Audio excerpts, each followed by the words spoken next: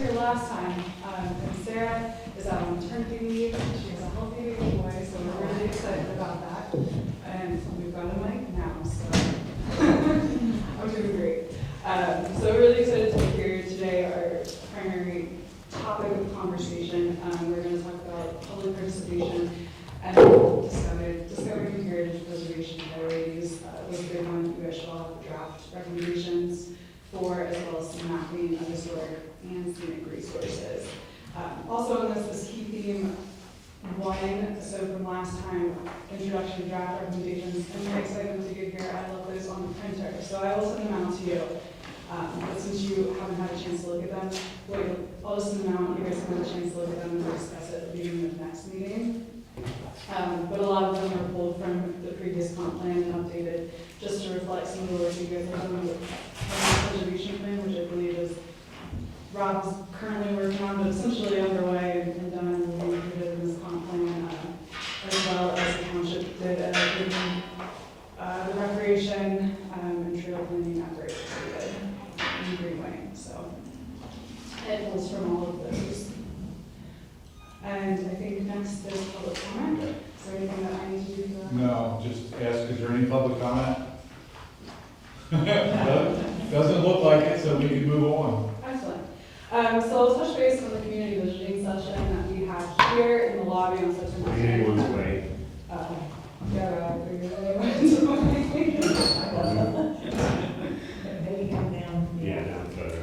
So we had about 15 participants who came through before the Board of Supervisors meeting for the township. We were hoping for a bit more, but we did get some great engagement, talking with a couple of borough residents who really were excited to participate in it, as well as some township residents. We had the Places Love map, which I find really interesting, and I know it's hard to see here, but I did some of these pictures out so you can zoom in if you're interested. But a lot of the places loved also overlap with the places for improvement. In the borough, it looks like sidewalks, street lighting, and then there's some stormwater problems for at least one of the residents in the borough, and they were very enthused to be able to talk about it and have close to meet near their places of improvement for the township, just kind of relate to open space and keeping it like it is. Potholes on the road, but that's an always continuous maintenance effort.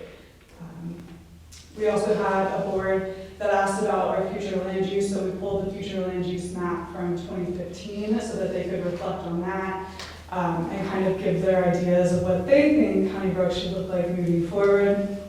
A big one was outreach for continued land preservation and agricultural use of the land.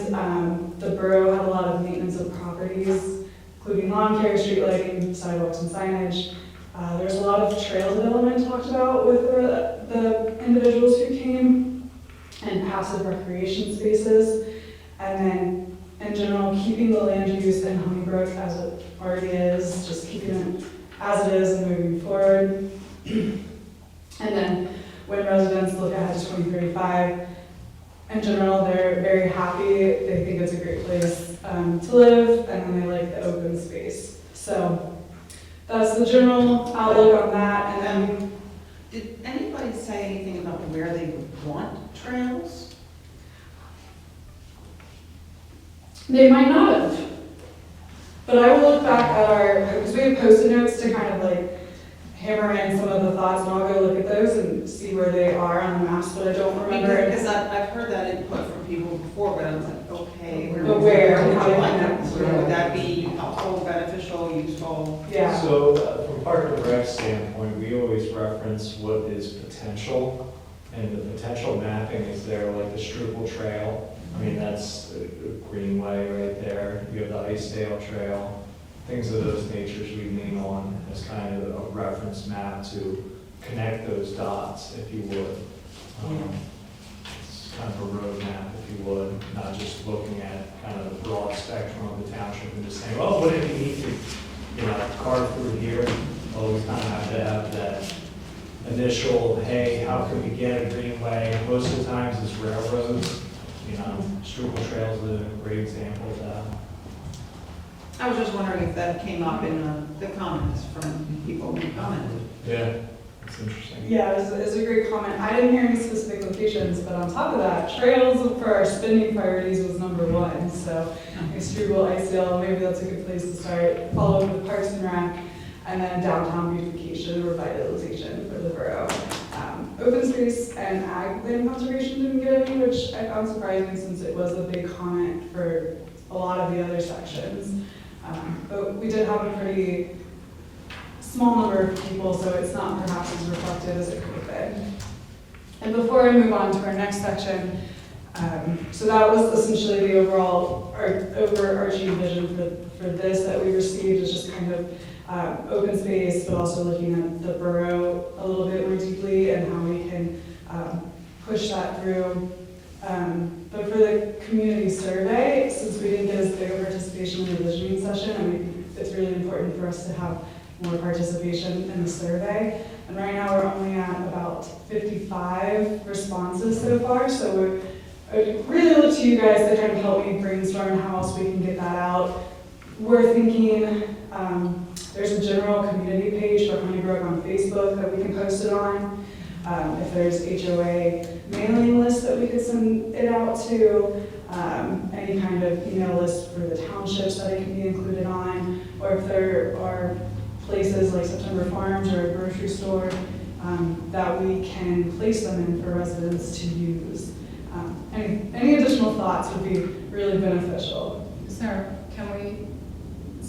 a way to mail them out to all the residents?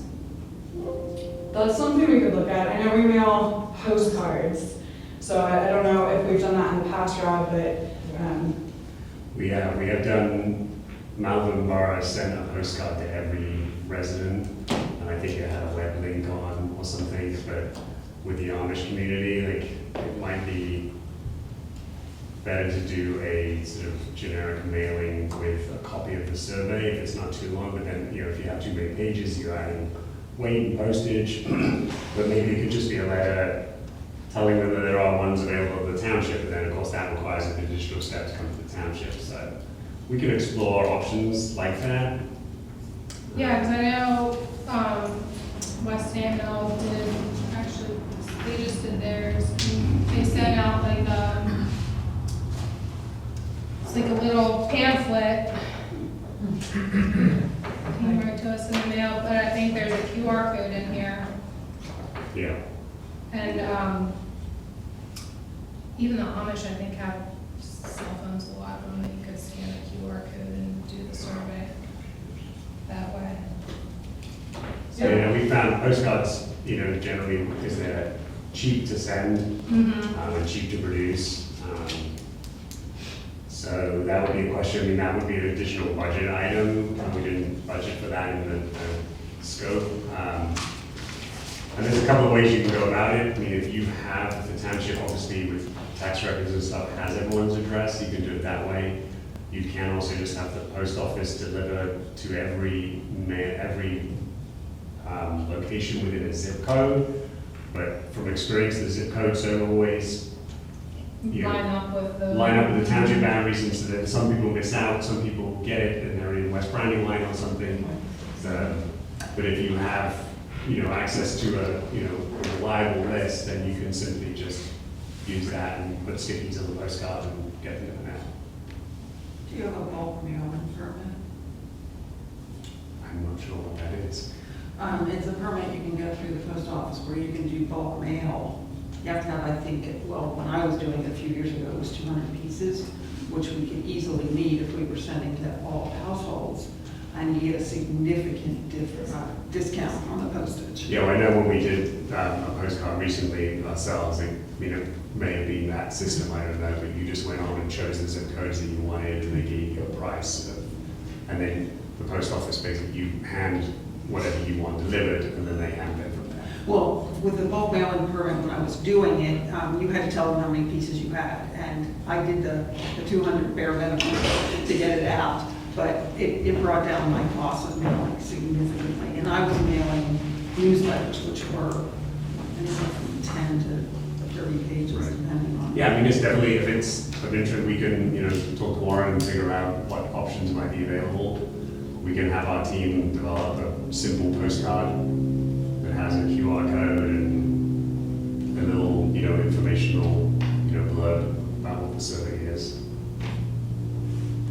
you know, in Malvern, when we did that, we got a lot of responses to the survey.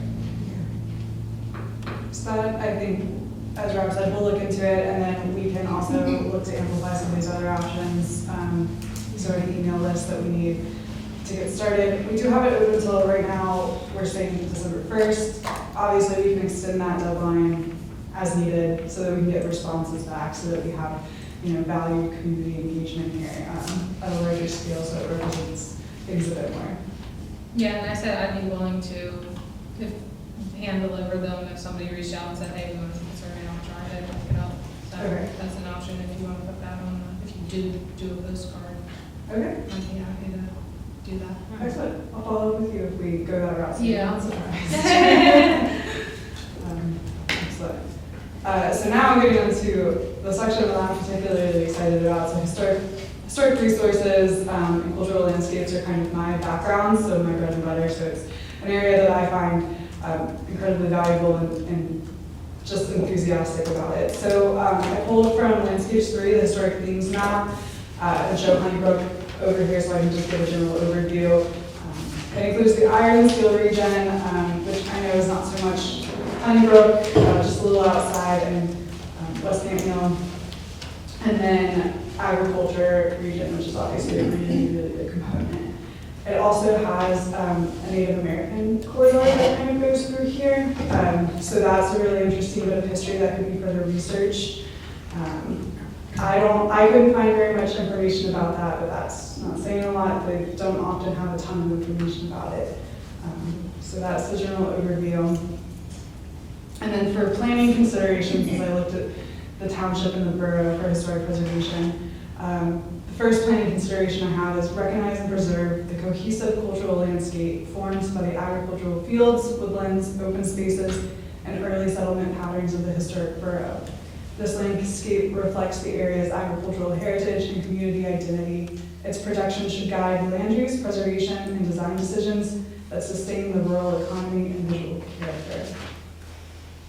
So, I'm a map nerd, and the fact that I really like historic maps. So I threw some of these in here because a general concept, I know in one of the earlier meetings, Sarah had mentioned that we could include historic preservation and open space and agricultural preservation, or in the borough's revitalization plan. So I wanted to kind of show you that either would be really good options, as well as keeping it as a standalone chapter. So it really is just up to you all.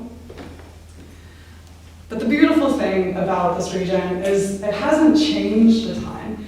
The land use patterns have remained very similar to this 1883 map. The borough has extended a little bit, and obviously there's been development in the township, but you can almost see these plot lines and aerial views all the way to the present. And that is such a unique cultural landscape to have, that your whole township is essentially just an acknowledgement of the history of agriculture in this region, and the continued use as an agricultural economy is just incredible.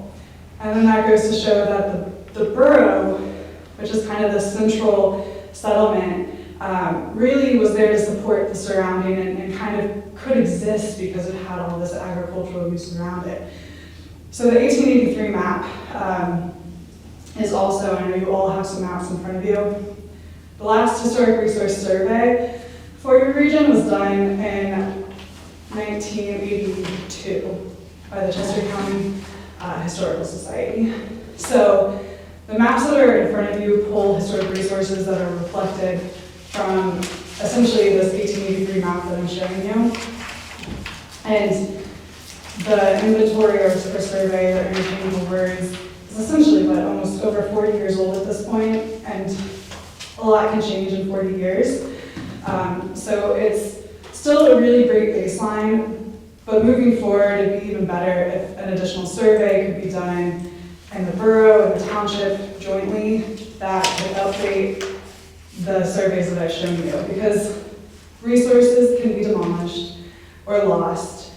And when the 1982 resource survey was done, preservation wasn't as great as thinking holistically as perhaps I like to think we are now. So cultural landscapes weren't as big of a deal. Landscape preservation was really kind of reserved for battlefields, but there's been a lot of work in the intervening years to kind of recognize the importance that even more rural communities, though widespread, are still a cohesive landscape. So the beautiful thing about your work and the work that has been done in the township and boroughs, a lot of this place has already been preserved through easements. So your cultural landscape in a lot of ways is already saved. This is a 1940 map that can kind of show you that the land use patterns are still very much in use. The borough hasn't expanded a ton. You can see the railroad coming through. And then this is a 1980s map. The borough continues to expand a little bit. You can tell when the railroad's no longer really active because expansion occurs to the south, I believe, of it. So it, at one point only expanded in one direction, now it's expanding in both. And then this is a 2025 aerial map. So you can see that along Horseshoe Pike that there's been a lot more light industrial development. But it's incredible that you can still see so many of these agricultural parcels, the borough's original development. You can still see where it was and how it existed. And then if you get your like boots on the ground kind of thing, you look at the buildings and you could arguably, talking to the right person, you could walk the borough and date the buildings, and from that alone you could just identify the settlement and development patterns of this region. So you guys have a really unique resource here. In a lot of ways it's a resource that perhaps it does not have as much information written about it. It's just the nature of rural landscapes and smaller cities and boroughs. But there's a lot of information that can be found moving forward. So these are just the maps that I have in front of you, showcasing the small white dots are the historic resources. So in the township, they're a lot more spread out because of the farming. And then in the borough, you can see the settlement, how it occurred linear, and then to the north, because the railroad would be to the south there. The borough has technically, it's got a determination of eligibility for a historic district. There's very little information on this. So what likely happened was a project was going through at some point that required compliance of some sort, and then the Pennsylvania SHPO, the State Historic Preservation Officer, decided that it could be eligible and then it would have to be consideration moving forward. This kind of determination doesn't really affect much. Neither does National Register Historic District. There's not regulations involved in that, but it is a very interesting thing. So it is one of the recommendations that I propose at some point in the recommendation list. And then this is the scenic resource map. It gets a little harder to see at this scale, so the maps in front of you are probably much better. Rob and I had an interesting discussion because scenic resources in a lot of ways can be subjective. So I tried to integrate it into the historic preservation recommendations because by preserving historic resources and landscapes, you're essentially preserving in a lot of ways the scenic viewsheds of this region. Scenic protection can also be included in your open space or ag preservation section because a lot of those lands, the rural viewscape, it really ties into your viewshed. But this just kind of pulls out some of the what has been determined by somebody, by us, some more of the scenic areas in your township. That also includes farmsteads. The borough itself is a pretty scenic area as well. So my planning consideration number 2 is acknowledge that historic resources encompass more than buildings. They include districts, sites, landscapes, structures, and objects. As the 50-year threshold now extends to 1975, consider and include any significant resources or themes from this period as the region implements its historic preservation strategy. So the map that you all have essentially dates back to 1883, and it's missing a significant swath of your historic resources or resources that could be considered historic. This is a aerial image of Honeybrook Borough from 1970. So essentially everything in this image could be considered for its historic value. It does not mean everything in this image is historic or dates to a certain period of significance for the borough or township. No. But just to kind of give you a visual of how far, you know, historical designation can extend. It's up to 1975, which includes a lot of people's houses that they wouldn't consider historic. When I first started at the Brandywine, I was talking to some of my colleagues. I was like, "When was your house built?" And they're like, 1960. And I was like, "You have a historic home," and they just never would have thought of it like that. So it's kind of relearning how to view history. And then this is a township site. Wondering if you guys can figure out where that is from it's the same site at two different periods.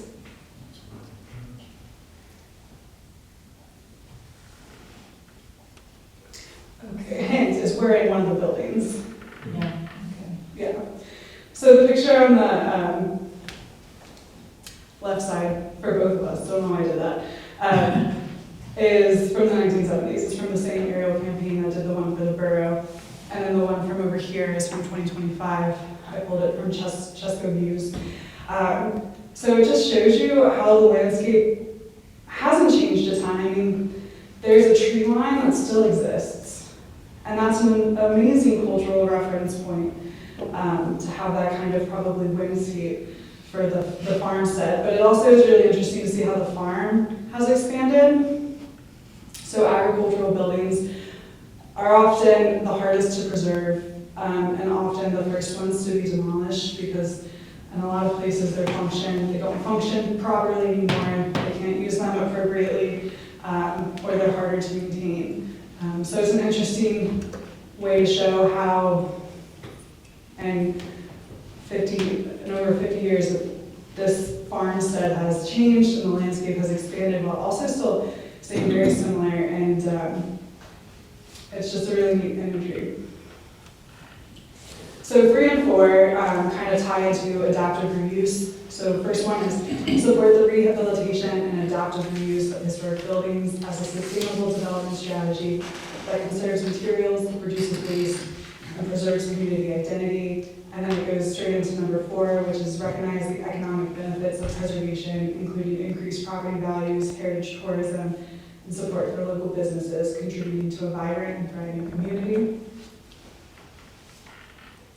Okay, good. I didn't know I had an effect on this one. So talking about adaptive reuse and the reuse of buildings as both a sustainable effort, because you are reducing waste. If you don't have demolition, you don't have any construction or demolition waste, so it creates, in one way, a circular economy, where if you're not demolishing or reusing, so it works, how to explain this?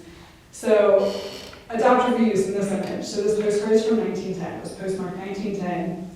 And then to the image on your right, same buildings. And 2 of them are adaptively reused. One's a state farm agency and one's a funeral home. It's a great way to reuse historic buildings that can no longer function as residences. So that's one option. They don't visually change too much from the exterior, but they may change on the interior. Historic resources that also function as a business also qualify for tax credits at the state and federal level. So it's a great way for businesses to come in, reuse buildings, and then get tax benefits from it. So it's a great draw for that. And then it maintains your historic streetscape. So this is right by the Burroughs Park. It still looks like the postcard, which is incredibly impressive. And people are really drawn. I think a lot of people can't quantify why they like historic streetscapes, but they're very much drawn to historic streetscapes and boroughs and downtowns. These are 2 examples of adaptive reuse that aren't within your borough or community, but St. Peter's Bakery, which is up in St. Peter's, just north of here, excellent bakery. But a great use of a historic building that otherwise might not have been used. And then Farmer & Co. in Unionville is now a coffee shop. So it's a great use of a historic structure that wasn't intended to be a coffee shop, but now is. And it's a great draw for residents to have these kind of amenities. Just add to that, Farmer and Co. not only is a coffee shop, there's an ice cream shop before that, there was a quilt shop before that. So it's gone through multiple iterations of businesses. And it still looks like Yes. the residence that it was in the 1800s, so it's incredibly impressive. And then I think these are my final two planning considerations. Number 5, promote educational opportunities to inform the community about the region's heritage and the importance of preserving historic resources. Education fosters community pride, a sense of identity, and proactive stewardship.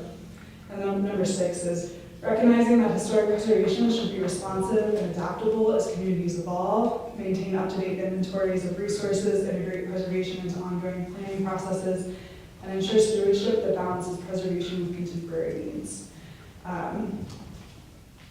So for that one, I just wanted to show these two images, again, of farmsteads. These images were taken for the Historic Architecture and Building Survey in the 1940s. There are 2 barns on Supley Road, just down the way from here. And one's kind of a bad image, but it's the best I could do. And I can't be 100% sure these are the correct buildings because I haven't been able to get super close. But there are enough character defining features that I can put them together. But just to show that, you know, educating your residents or yourselves or whoever may be interested in this, that these working farmsteads, so they have evolved over time because they needed to adapt to the needs of the community and the person living in them. But they're still historic, and that they were important in the 1940s, they're important to the community today, and that's an incredible bit of like 80 years of history. And so there's a lot you can do, and a lot that I think moving forward, Honeybrook Borough and Honeybrook Township could do, and I think my number one recommendation, and I'm not going to run through all the recommendations just because you've already heard me read out a lot to you today, but my number one recommendation from this would be establishing some sort of historic commission, whether that is a township borough joint historic commission, whether that ends up just being a voluntary group of people who are interested in this that might use township or borough resources, but without any kind of education, there won't be an update to an inventory, so there won't be an understanding of the resources that could be lost, that have been lost, that might be lost in the next 10 years. There's no baseline for moving forward in that aspect. There's no education of your residents on the heritage and history that was just so deeply ingrained in this landscape and borough. That in a lot of ways you guys already understand and see because it's part of the land preservation and open space and community building, and so it's all integrated in one, but kind of making it its own section would present that forward as it's important to view it holistically and however many directions you can. So without a historic commission, there really isn't. The township and borough can do a lot of work themselves, but a historic commission would really help motivate and move some of these things forward. There's a lot of great resources. Chester County, David Blackburn, the Heritage Preservation Coordinator, great resource for establishing things like this. I was just talking to Chester County History Center. They have a community engagement officer who is working with municipalities.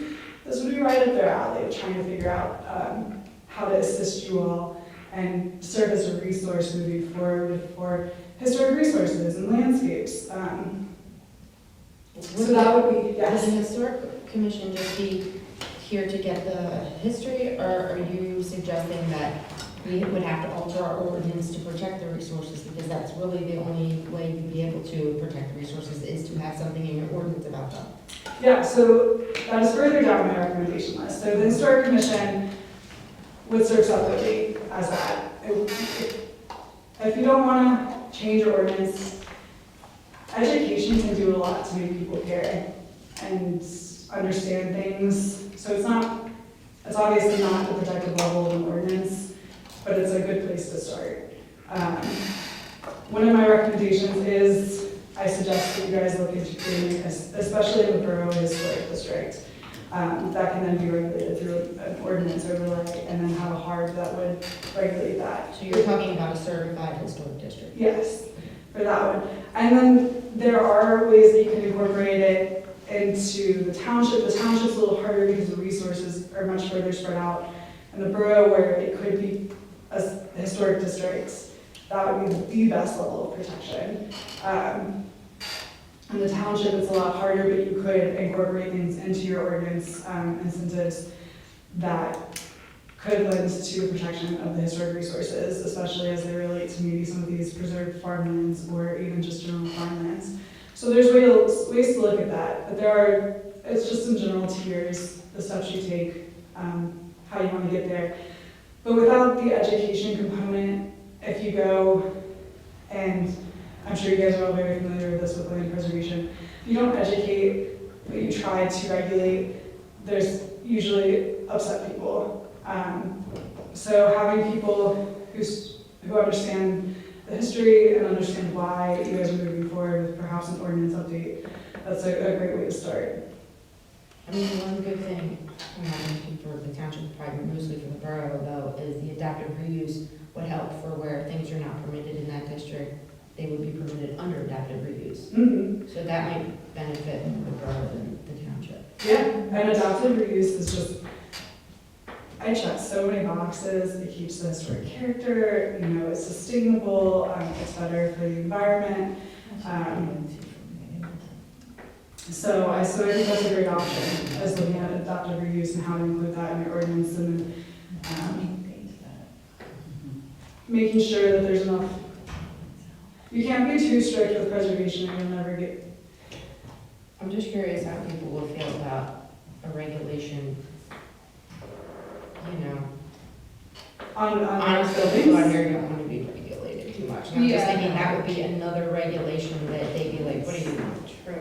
You know what I mean? Yeah, totally. I do understand that, and I mean- it's a tough one, and Especially in a historic district, because if you're putting a sign up or something, it has to go hard. Mhm. So I just feel like people out here, they don't want to be regulated. Yeah, Let's just put it that way. I'm not in favor of adopting ordinances that control what people do with their properties. I know, I'm in favor of the education piece, and if people were interested in creating a committee to educate people, but I've lived places and had houses where there's historic districts, and it's a nightmare for people to do anything with their homes, and I don't think that's my personal opinion, so I just want to make that clear, because if what you're suggesting isn't necessarily what I think is appropriate for this Okay. community. I mean, In terms of- I'm the liaison for the Harp and the Historic Commission where I work, and it works there somewhat, but I just feel like out here, especially like farmland and stuff like that, I mean, I just feel like people don't want you on their property. You know what I mean? I'm just being honest about like what I understand of different. Well, and the list that I created is essentially would be a really big goal list. And as a draft, we can narrow it down and work it. But that's how that is the Historic Resource Commission, the Historical Commission, and then I think next on the list is updating your survey and inventory, and then I kind of get down to the ordinance inclusion. So however you guys want to approach this, I'm open to, absolutely. And it is one of the tougher components of historic preservation. This is convincing people that historic regulation, it really does benefit places. It can be a little cumbersome depending on how it is run. I do understand that. So, but it does a lot for the overall character of a place, which is what a lot of people like. And I will say this for Honeybrook, for both the borough and the township, there hasn't been a significant amount of change. A lot of buildings do have additions, alterations, but in general, a lot of them still retaining a lot of their historic character that they have since they were built, which is, can't be said for every community in that, but. I feel like it would work better mostly for borough, because again, it would give them uses that might not necessarily be permitted in their zoning district. So, I mean, that would be something for somebody to be able to make some money to be able to help restore the resource. But Absolutely. I think that, I mean, I don't live in the borough, so I'm not speaking of the borough. I'm just saying it makes more sense in the borough because, you know, it is county, you can walk, I mean, you can make a house into a coffee shop, like you said, where that use wouldn't technically be permitted, but adaptive reuse it would be. Yeah. So I think it would make more sense for more the borough, I'm not in the borough, sorry, I'm not speaking of the borough. But not really. I'm just, yeah, I mean, I agree with her, it becomes a nightmare for people that own those properties to try to update those properties. well, I think it Even depends if on they who you wanna have on your retain- commission. Pardon me? It really depends on who you have on your commission, because that, Or I if it's find a that, park versus yes. a commission. Yeah, I you do wouldn't have any historic control over that. renovations on natural landscapes that reside in harbors and historic commissions. As much as it's, what you call a nightmare, adaptive resource or reuse for our facilities or even additions to ours, they're more or less just trying to go through the proper steps. I've yet to have somebody say, no, you can't do it. It's just a little bit more time. It's more thoughtful thinking. Nobody's ever stopped us from doing anything in any harbor district. Yeah, It's just we go through a process. And which is different than the historic commission. correct, correct. And That's the tier she's referencing. So I wouldn't abstain so quickly from the historic commission, possibly HARB, yes, but to have a resource of individuals to lean on as you approach maybe the adaptive reuse, or even for my sake, the way I look at it from the township aspect is, you know, from a landscape standpoint, how does this change the scenic view shed, which is very substantial in our community. And I think we've got to project out a little bit further because development's coming this way, and just because right now, here and now, we've done okay, doesn't From that mean that perspective. 10 years it's gone like that. yeah, Because I it can will. see that for landscape and basically to keep development down, which, you know, in my opinion, would be more focused on the township, because the borough's pretty much built out. You know, Mhm. there's not much you can do there unless you're changing buildings, Correct. building up, or putting a few together. But yeah, you know, as far as development and trying to keep, you know, keep your farmland intact, something like that could be useful for, you know, to keep the historic view of the township as far as some farmland. I mean, capturing I know we're kind of getting on a tangent here, but capturing the farmsteads and seeing how close they are to the borough, I think makes Honeybrook Borough so unique that they actually have a farmstead within the borough. It's actually within the borough is agricultural land. What borough has agricultural land? Yeah, I mean, that's, it's kind It's of very unique. barely on the edge of it though, isn't it? no, it's Which absolutely place is on the that? edge, but regardless, it's Pequay borough. Avenue? Is that the Pequay Avenue? Yeah, Yeah, Route 10. Yep. Just south. Yeah. correct. Right next to that State Farm. There's just two farms in there, Yep. and behind the development there, yeah. Right. Yeah. I just don't want a situation where say you're a farmer and you have an old barn and you want to demolish it because it's not serving you anymore. Oh, you can't demolish that, it's Exactly. historic. Right, And that's what I I'm- think that's massively intrusive, and I'm not gonna And I support that. I understand where you're coming from, but as you mentioned, there's, in a lot of ways, it depends on how ordinances and guidelines are written and how far or how intense they can scrutinize things. With historic properties, there is oftentimes some sort of demolition review, because you don't want to lose, you know. Yeah, but sure, if you're that property owner and That's you can't right. afford to maintain it or repair it, Now what do you do? Now you're forced to to keep sell it? out? Yeah. you know what I mean? So I think there is a fine line, but I think it's often, the intentions are good and then it always goes too far, you know what I mean? I So, agree. I think it is, like you were saying, Aaron, I think that as time goes on too, newer people come here, they forget they're transplanted, so to speak, and then they want to change something, and you already established that path to change.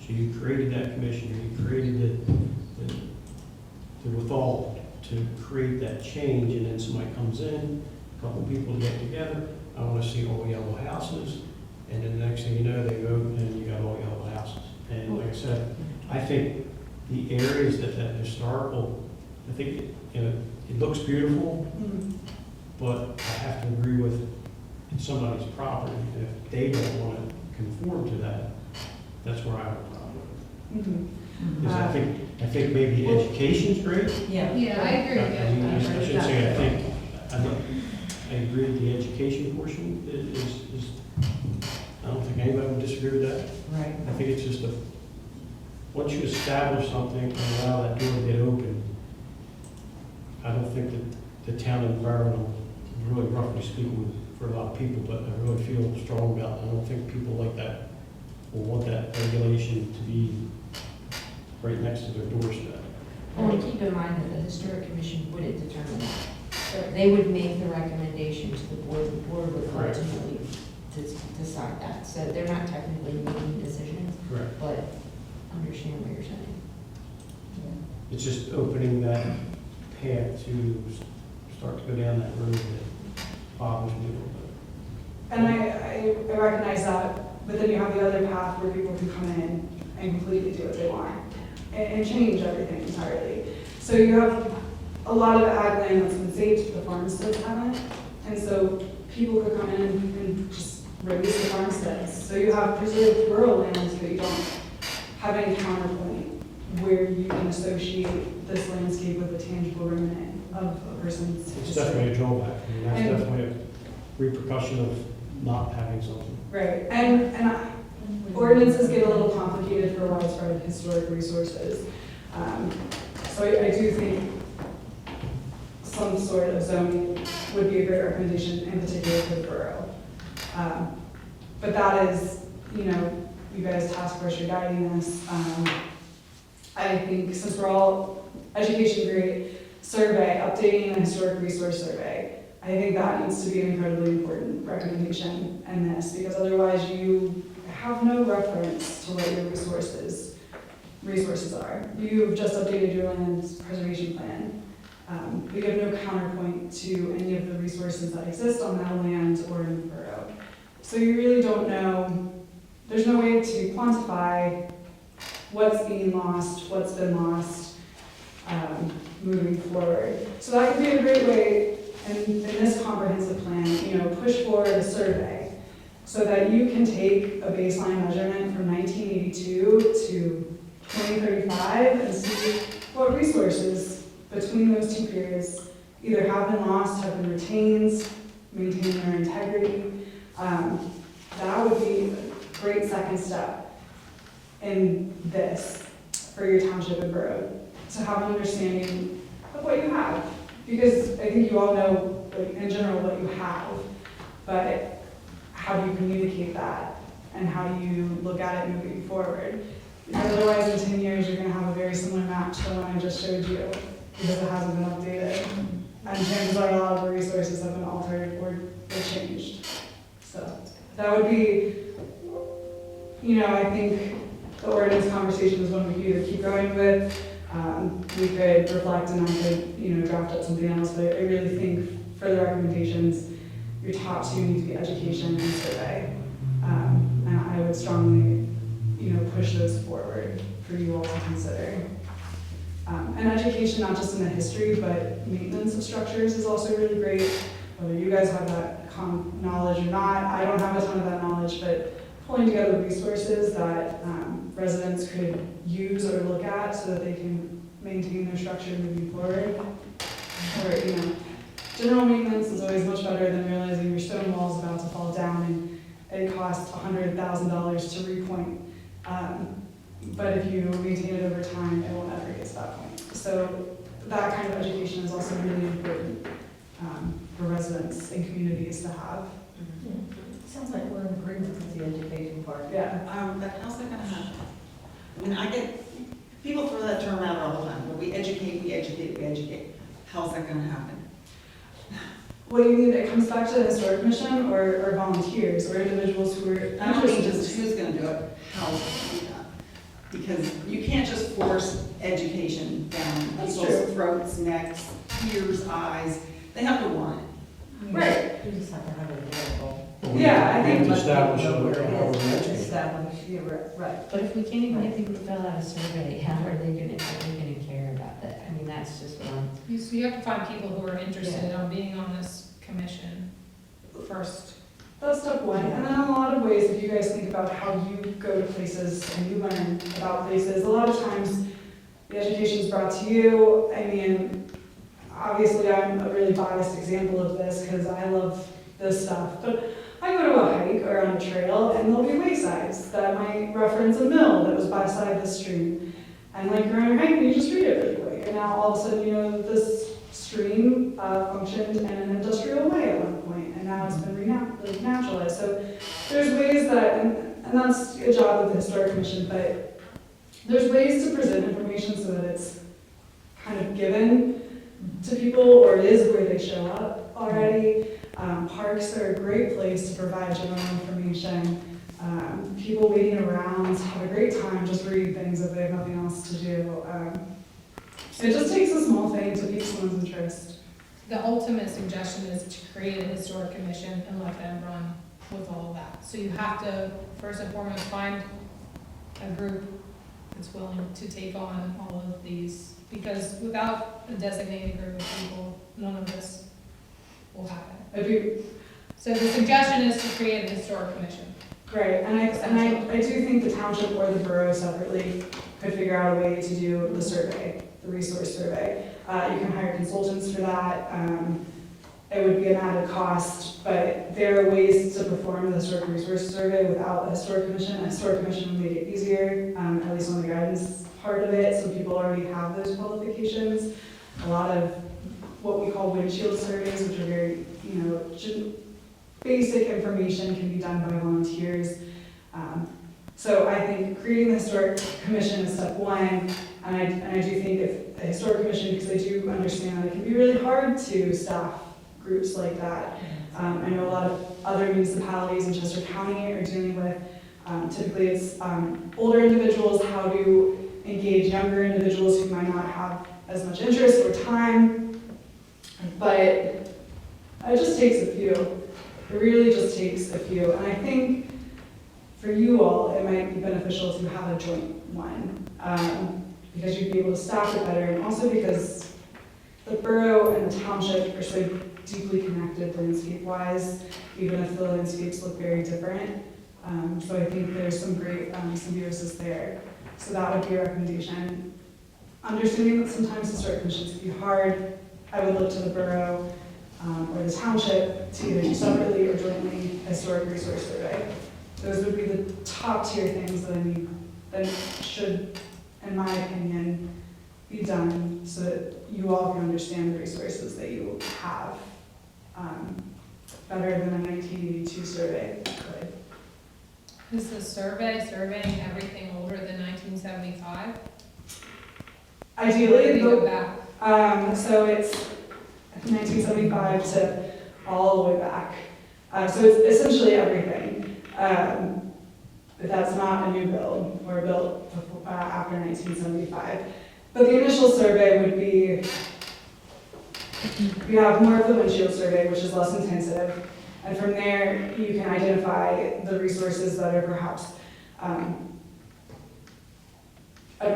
more significant, perhaps to your township's history, borough's history.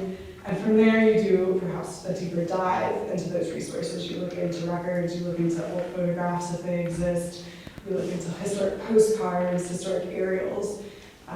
Usually with a resource though, it has to have significant historic, there has to be something, it can't just because it's A house that 60 was years built old. 1970. So usually, there's usually like, It's got lead in it.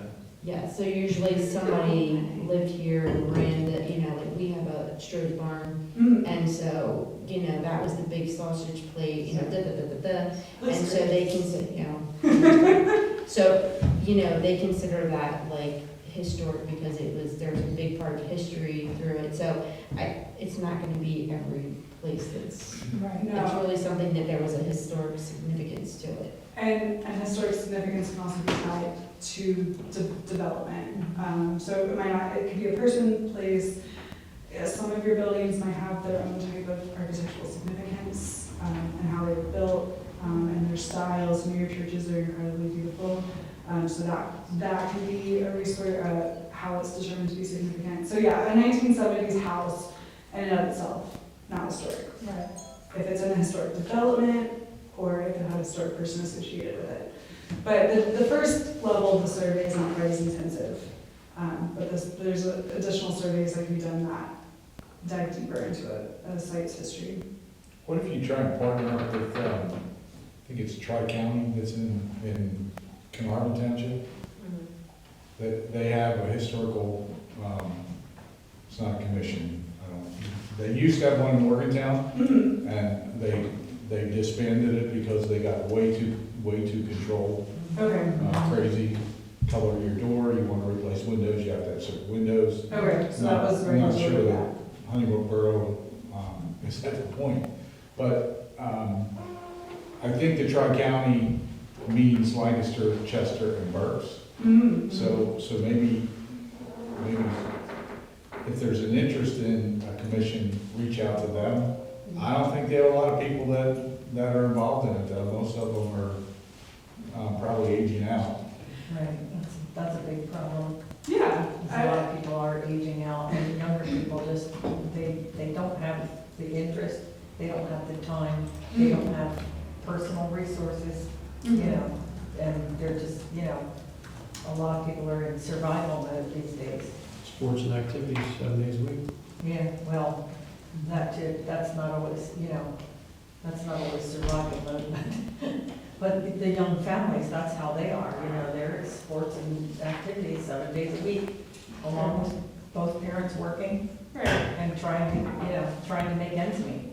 And, you know, you could do a larger regional, you know, join a larger regional historic commission, but I think there would have to be an understanding that it would extend and include Honeybrook. But, So I just looked at, I think you're referring to the Tri-County Heritage Society? That's what it is. And they're in Ellison. Yeah, Yeah, they're right below school. and if they've gotten real control or disbanded. Not this group, Oh, no, okay. this goes back Oh. probably 15, 20 years, Okay. where they had some folks in there for I know we had a historic society in Honeybrook Borough, I think, or in Honeybrook, period. You know, I think they really looked at the township and the borough, but they aged out, I don't know, several years ago, many years ago, maybe like 10, 15 years ago or so. well, I don't fully, you know, I don't live in Honeybrook or Honeybrook Borough, and I might be an exception, but I participated, you know, I don't currently, but I've participated in historic commissions prior to working at the Brandywine. So we do exist, younger people who are interested. It might not be quite as many, and it can be kind of hard to convince people, but it's one step. I think Chester County would be a great resource into maybe helping guide the growth of the Historic Commission moving forward. Chester County History Center would also probably have some great planners on how, you know, if we move forward with that, how to advertise, how to engage. And I don't want to say it's going to be easy, because obviously a lot of great things were theory design, but you know, it's really important to look at this place through that lens and have people who might be interested in doing that. So I think education is a great idea, which we all agree on. Historic Commission, if that could be something that could be pushed forward, would be a great recommendation as well. Okay, we can certainly look at it. Yeah.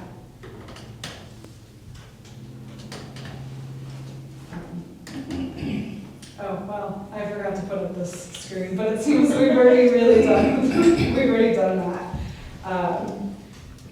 And that is, I think, wow, to say that we would be done within an hour, but that is the primary component of today's task force. So you have the recommendations.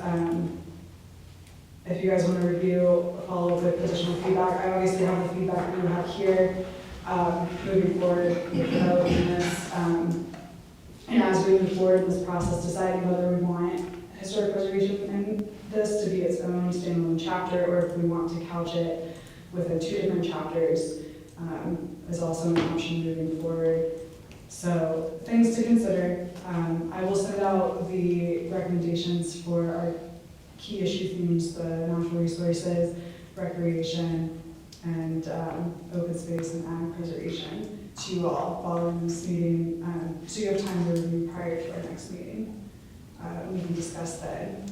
But otherwise, I don't believe. I did a little quick research on the Every Door. It's called Every Door Direct Mail through the post office.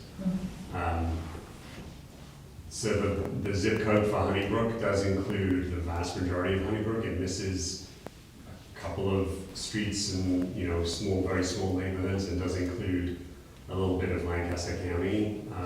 But just to give you an idea, if we were to mail something to every mailbox in that zip code, that equates to 4,600 households and 147 businesses. And a rough back of the envelope, unintended cost is a little under $1,200 to mail.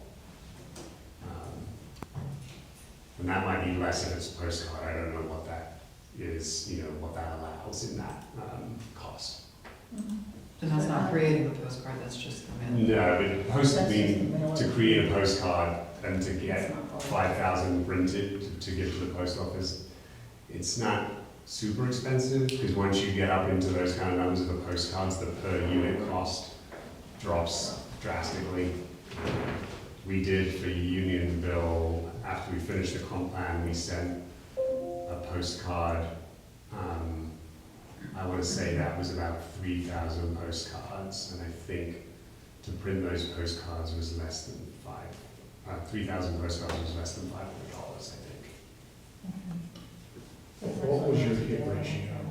Of all the cards that went out, how many folks actually responded back? Oh, this was a postcard letting folks know that the comprehensive plan had been completed. It was sort of a kind of a celebratory postcard, as opposed to you know, asking them to act on something. Like I said, in Malvern Borough, when they sent those, I could, you know, look at our results from Malvern Borough and get back to you guys. But I want to say in Malvern Borough, we got maybe like 700 survey responses. I mean, I can look up how many went out and what the response rate was for Malvern. Melbourne's very different from here. And we would, you know, like for that and for Unionville, we just put like a nice picture on the front so it kind of grabs people's attention, and then you put the information, the QR code and what have you on the back. Okay. Put something on the card that, you know, none of us want to see, and say, if you don't want this to happen here, fill out this. I don't know if that might be a little leading for a survey. Right, like the negative trigger, that's. But we should get them into the survey. Yeah. In my Tell them you're gonna concern build a is- housing project and see how many people show up at the next meeting. That's an additional $2,000 that's not included in the Put plan. QR code up on for the return. Next to a big anaerobic digester. Yeah, something like that. Oh, gosh, casino. Casino. So do we have any additional outstanding items, or I can put them as public comment? I guess the postcard thing, that seems like something we would need to decide to do quickly, since your December 1st date isn't that far away. But what do you need us to do? I think we would have to follow up with the township about the costs, and actually get probably the printing costs, et cetera. So work on kind of that estimate and some that toward, so Okay. follow up on that, because it would be an additional budget cost. But we can work on that and get that out, since it seems that you guys seem to be in agreement that a postcard of some sort would be a good. I think we have to do something, because I don't think 55. Oh, yeah, 55 is fine, yeah. All right, so we will, we'll work on that on our ends and reach out to the township. And I think leaving them at like EVs or at September Farm, I just don't know that people, even if they pick them up, that they would actually follow Return. through. Yeah, so- I do understand, yeah, there's, I doubt the And the Amish aren't gonna You use gotta a try. QR code. There's Put some, already- but seriously, You know, put some I sort mean- of a caption on there that's They're going not really allowed. But if you're to sending use out Maybe more 4,000 and you get That's- 700. You're not supposed to. Right. They don't, they do A that. lot of people do use them, and a lot of the adults have them, they have a business, but where they have, actually what they really have a lot of is black box phones. They're portable, but they're not necessarily a smartphone like we use. Yeah. The young people have them, but they hide them. So, and they won't use them for this either. So that might be something that we kind of have to think of as far as maybe, a mailing would be good, but have an alternative method that the Amish could participate without You can't. having to go. Here at the building, right? Yeah, I mean, I just don't think they're gonna come, go out of their way to get, you can't hang things on people's mailboxes, like, can you? No, not technically, you're not really allowed to use your mailboxes, but you can hang them on the doorknobs, but that requires somebody to get in and out of their car and drive around. we'll continue to brainstorm internally as well, and see if we can come up with additional methods for outreach, especially to the Amish and things like community. But mailing seems to be a good alternative forward. Yeah. But for Unionville, we did a 5x7 postcard, so it was quite large. I mean, we can look at a 4x6 versus 5x7. And, but the 5x7 just gives you that little bit of extra It's real out estate, and there, it stands a little bit, stands out Yeah, in the mail. and I maybe you think could put a little more bulk that on we were it. talking about has parameters on what size can be sent.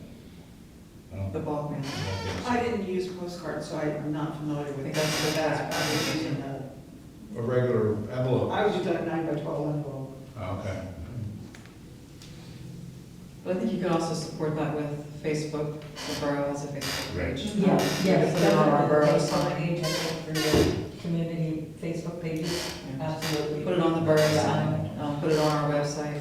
Yeah. Those kind of things that we could support in addition to, when you get ready, look for your postcard, we really appreciate your postcards went out, that's. Right, that's true, yeah, great idea. Do you know how many of those responses were borough versus township? No, not yet. We haven't done a deep dive into it, we're just been tracking the numbers right now, to see what the responses are. Yeah, making a contest. You can track how many hits are on the township website. Track traffic, yes. Is there a lot? No. There's not. So a link, do we have a link on the website? We do. Okay, yeah, I just opened it up. And we have it on Facebook. Yeah, I think we have it on our website as well. And we have it, I think we were putting a little thing in our newsletter that just went out Okay, great. about as well, I think for the survey, so. Okay, those are great steps forward. And this- Yeah, that's-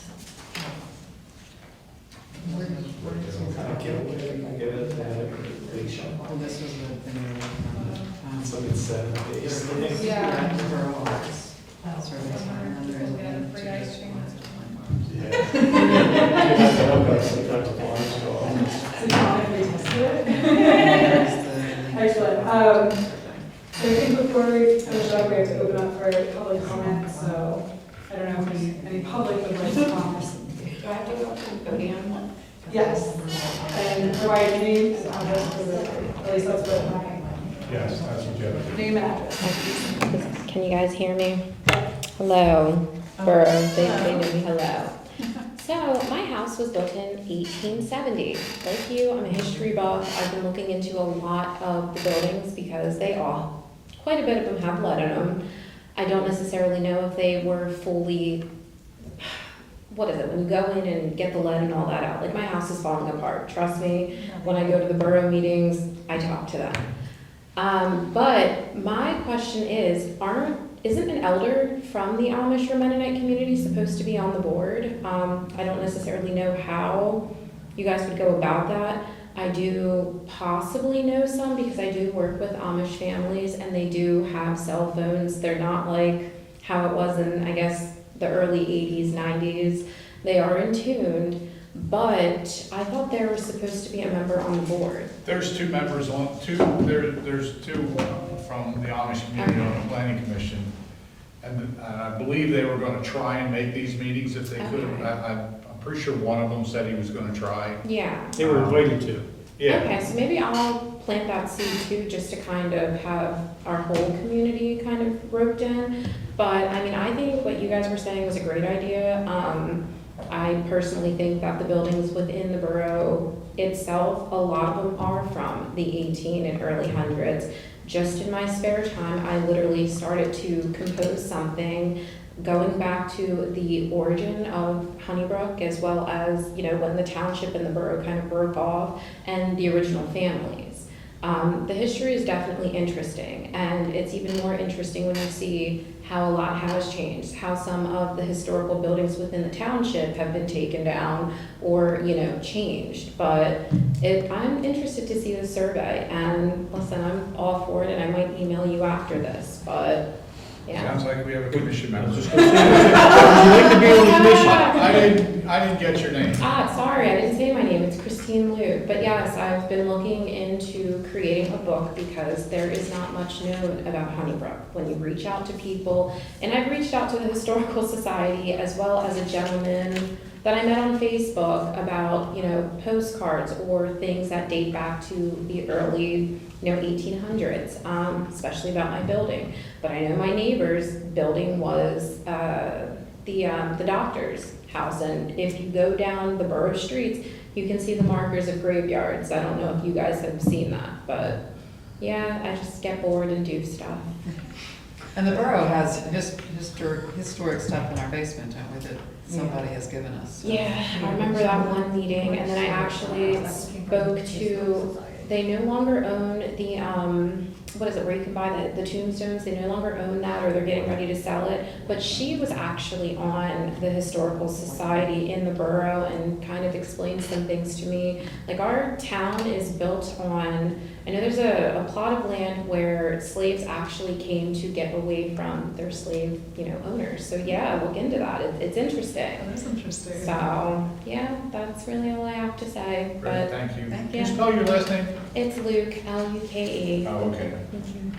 That's easy, I just didn't care for it. All good. Thank Thank you. you. You guys are welcome. All right. Seeing no other takers? I've concluded my portion, so our next task force meeting is December 3rd, so we don't have one in November. So we'll look forward to December 3rd, guiding growth. Sarah's coming back in a part-time capacity starting in November, but I'm sure she'll be moving that one, so she'll be back for that, and then I will be back in a supporting role, but excited to be further working on this with you all. So if you have any insights, recommendations, comments, feel free to email me. Well, if we're not meeting till the 3rd and the survey's supposed to be done by the 1st, we'll have to talk about this postcard in the Yes. interim. And I We can can- put together some numbers Okay, pretty then quickly. just do it through email. You have an election coming up too, so if you had postcards available, you I can do. sit them out. The borough- How about the survey, how about the survey itself? Well, that too, yeah. Yeah, Yeah, well, that's that's a good idea. With For- these, for the with Amish. this, you know, we need, 4,750, so there would be 250 left that could be, you know, Yeah. left, Or you know, be here set or at up. the election On day, at election the day. polling place, those sorts of things. As well as we just put up and we did that in West Brandywine, actually, our survey was around the time of election, we put, you know, a normal, 8.5 by 11 in a plastic sleeve with just, I wonder if they would, I'm not sure, I don't think they would have an issue with it, but it would be easy here. because it's They talk about switching, I don't know about the borough. because it's non-political. it Can you have doesn't- something like on an easel, Yeah, Yeah. just when you walk in and someone can scan that code?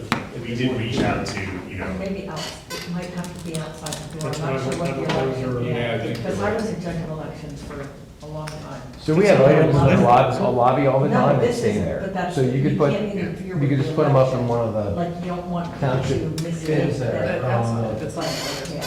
Yeah. But maybe like, On the if ledge. you put it outside the door, like where they have election materials and stuff. And we reached out to the chairs of each party, prior to doing it, just to let them know that that was gonna be there, just so. they Right. wouldn't Like, make trouble. here's- we're actually the very That's the chairs. There you go. We have the table at the Right. place. Right, So exactly. We don't have a problem doing it. you're gonna look into that, and you're gonna get back to the borough council and the supervisors to authorize The expenditure. the expenditure. Yeah, we'll touch base with Lauren and get him numbers and, kind of part of the borough and that kind of stuff. Yeah, I mean, I can have our designer give me numbers, early next week.